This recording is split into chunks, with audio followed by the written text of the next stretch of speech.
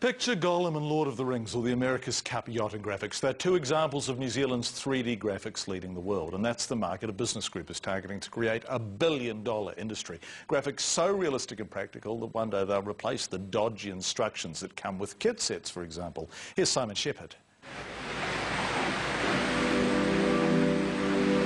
It's a beautiful sight, created in New Zealand.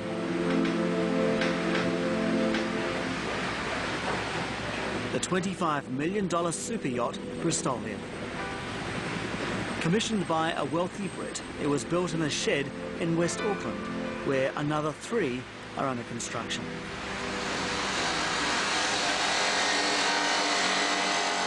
And it's where 3D graphics, or 3D visualisation, are playing an increasingly important role in the design process. We really were sort of covering new ground with this is a project where we've had no consultation with the owner at all. We've had a project manager, and to the extent where we've never actually communicated with the owner other than by the images. So definitely if we can show it as it actually will be in real life. The people who did communicate were Urban Voyage, the graphic designers whose modelling was so realistic it was hard to tell from the finished product. This is a graphic and this is a photo. Graphic, photo, which is all very pretty, but so what? Okay, they love it. I mean, from an owner's perspective, it's fantastic. They can see exactly what they're going to get, how it's going to look.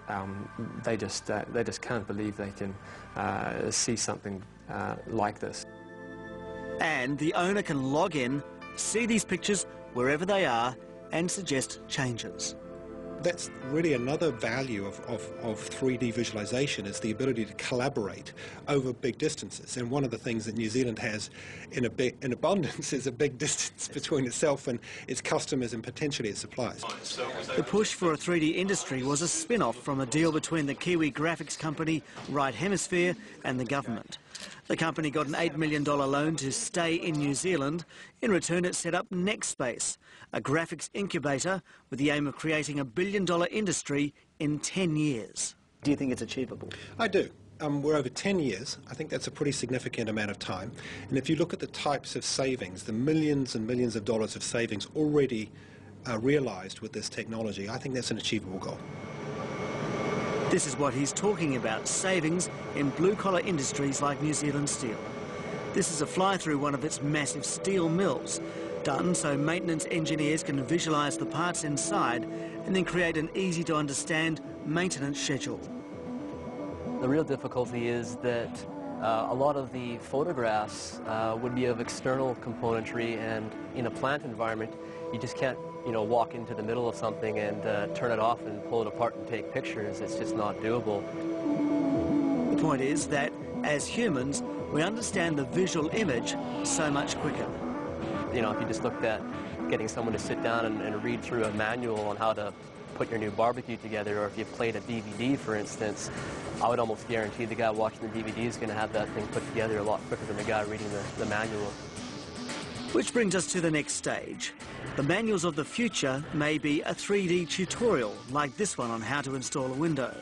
And what's more, the technology now exists to make this easily accessible. It used to be that if you're going to use 3D graphics, you needed banks and banks of supercomputers. And of course, you probably still do if you're going to do such realistic images like the ones that Hollywood does. But now I don't need a supercomputer because I can get the latest 3D image of my super yacht, perhaps the plumbing in my house, delivered straight to my inbox where I can load it up and view it from every possible angle. It will take a while for this new technology to filter down to everyday use.